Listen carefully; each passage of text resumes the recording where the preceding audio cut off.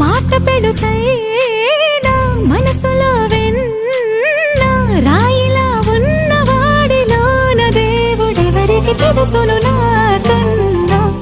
సూసేకి అగ్గిరవ్వ మాదిరే ఉంటాడే నా సావే